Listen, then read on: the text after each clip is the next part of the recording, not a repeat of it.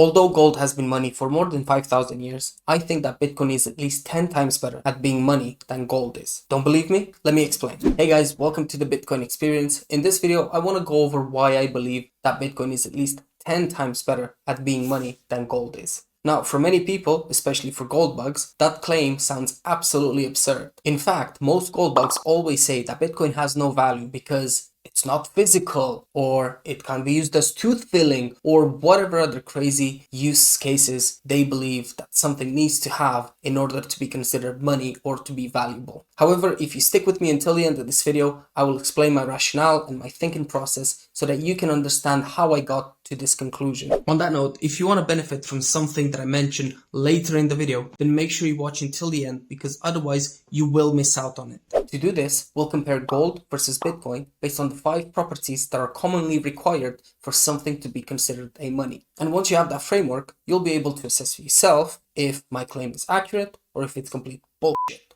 Having that said, let's allow the salty gold bugs to try harder and we'll get right into it. If you go and ask the average person on the street why gold has been money for more than 5,000 years or why it's valuable, they'll struggle to give you an answer, let alone a good one. In fact, even gold bugs, if you can believe it, have a hard time giving you a good answer sometimes. They'll say things like, gold is valuable because it's used in electronics, or gold is valuable because it's a hedge against economic uncertainty, or gold is valuable because it's shiny and people like to wear it in jewelry. Or, and this one's my favorite, gold is valuable because it has intrinsic value. In reality, there is no such thing as intrinsic value. All value is subjective. For example, a ribeye steak is valuable to me because that's what I like and it's what I eat. Yeah, boy.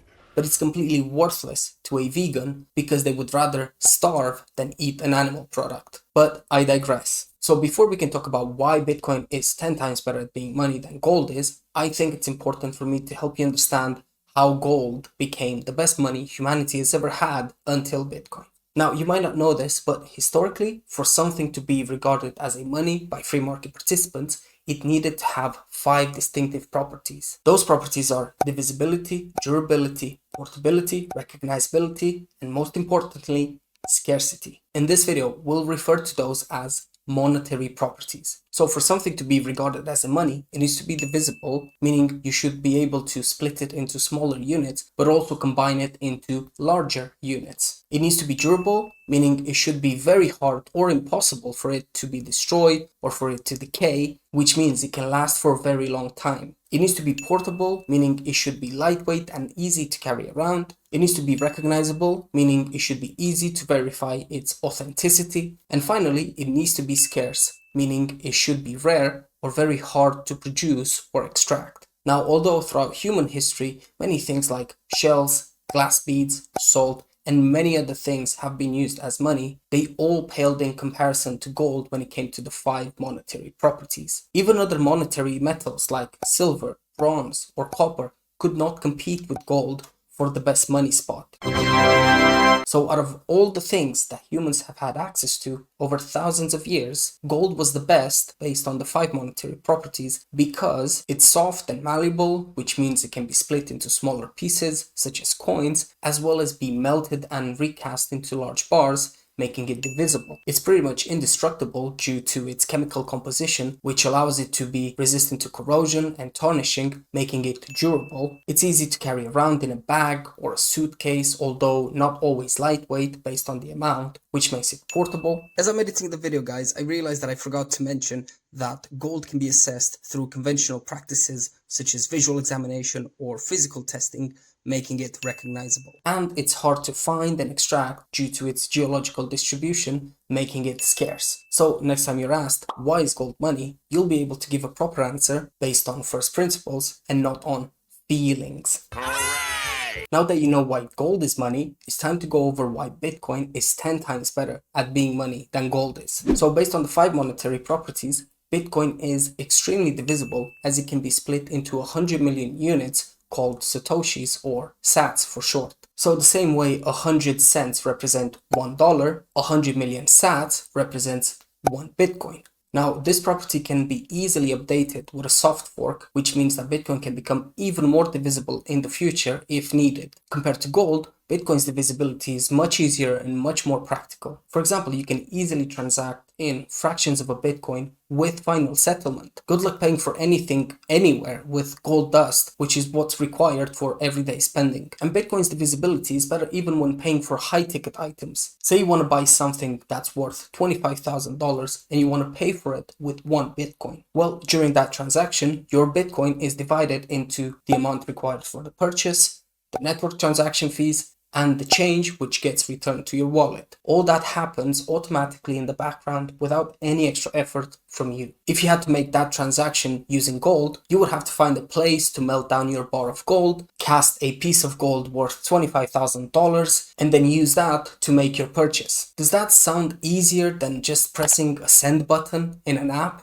I'll let you be the judge of that. Next up, Bitcoin is very durable due to the fact that it's a globally decentralized monetary network that's running on over 54,000 nodes all around the world. In reality, the number of nodes is even higher than that because not all Bitcoin nodes are visible. So for the network to be stopped, all of those nodes would have to be wiped out at exactly the same time by something like an EMP caused by a solar flare or something like that. However, if that is to happen, not only Bitcoin, but all the infrastructure that our modern world relies on is also gone.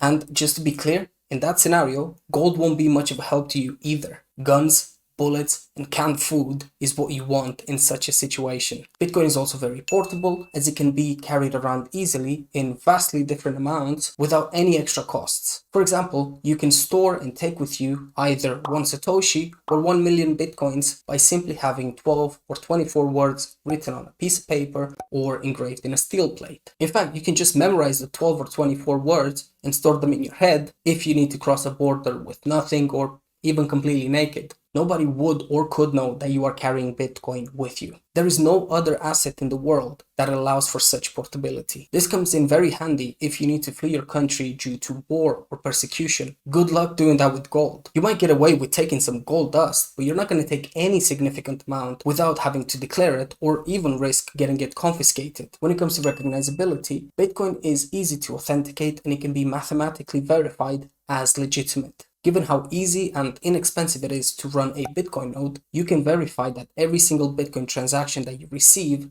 is valid, meaning it adheres to the consensus rules of the Bitcoin network. So if someone tries to send you an invalid transaction, your node will simply reject it the same way it would reject anyone trying to convince it of something like 2 plus 2 equals 5. Now with gold, there are multiple ways to verify its authenticity by proxy, either through hallmarks or stamps, or by physically testing the coin in different ways. However, the only true way to authenticate that a gold coin or gold bar is entirely made of gold is by melting it and recasting it. That's because both gold coins and gold bars can be filled with other metals such as tungsten. Now I guarantee you that the cost to properly authenticate a gold transaction is much higher than that of running a Bitcoin node. And finally, Bitcoin is not only scarce, it is absolutely scarce. There will never be more than 21 million Bitcoin. The reason for that is because this fixed supply cap is hard-coded into the protocol and no individual or entity can change it since the network is completely decentralized,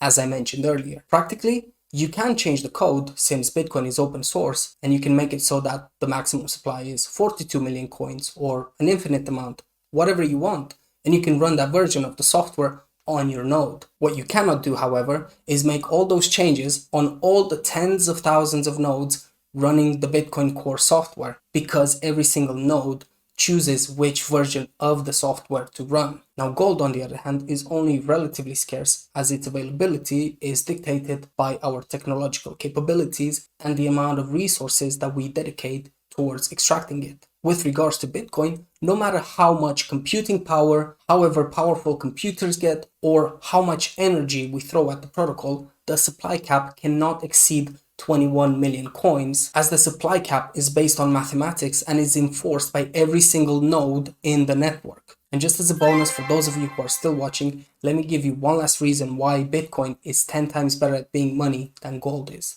Like it or not, gold has already failed and will always fail at being a good money in not only a global but a digital economy. The reason for that is because gold is physical, which means it cannot scale without a trusted third party. Historically, the only way gold has scaled was through depositing it at banks and receiving either paper receipts for it or ledger entries in your bank account. But what that does is it centralizes the custody of the gold and leaves everyone else holding IOUs and not the real money. Just try and think how easy it would be for you to pay for your day-to-day spending with gold coins or gold dust. Would you want to send some gold dust in a plastic bag to pay for your Netflix or Spotify subscription? I think not. What Bitcoin does, because of its digital nature, is it allows you to hold as little or as much as you want without any extra cost, and you can send that Bitcoin to anyone, anywhere in the world without anyone's permission. Not only that, but the new generations that are becoming adults, do you actually believe that they would rather use gold coins or gold bars to make transactions instead of a digital wallet? Be honest. Will gold go to zero?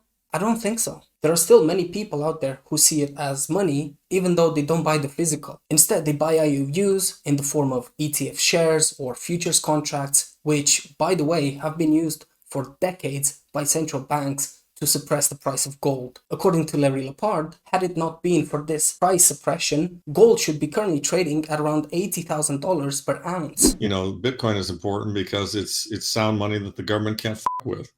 You know, and gold was sound money that the government theoretically couldn't fuck with, but because it was, you know, centralized and kept in vaults, and because they created paper gold, you know, they learned how to fuck with it pretty well. Because if gold were priced today the way it was priced in 1971, it would be $80,000 an ounce, and it's $2. What I do think, however, is that because Bitcoin is so much better at being money than gold is, especially in our modern world, it will take away the majority of gold's monetary premium.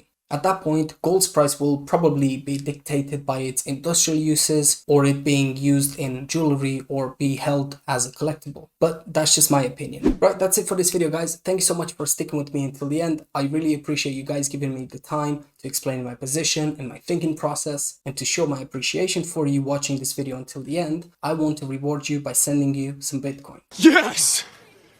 That's awesome! So leave a comment below with what you liked or disliked about this video, along with a Bitcoin Lightning address, and I'll pick 10 random people to send the Bitcoin to. If you don't already have a Bitcoin Lightning address, you can easily get one by downloading either Wallet of Satoshi, Moon Wallet, or any other Bitcoin Lightning wallet. If you got value from this video and you would like to see more, make sure to drop a like and subscribe, because those things really help me out. Until next time, guys, keep stacking, keep hodling, and remember that Bitcoin is hope.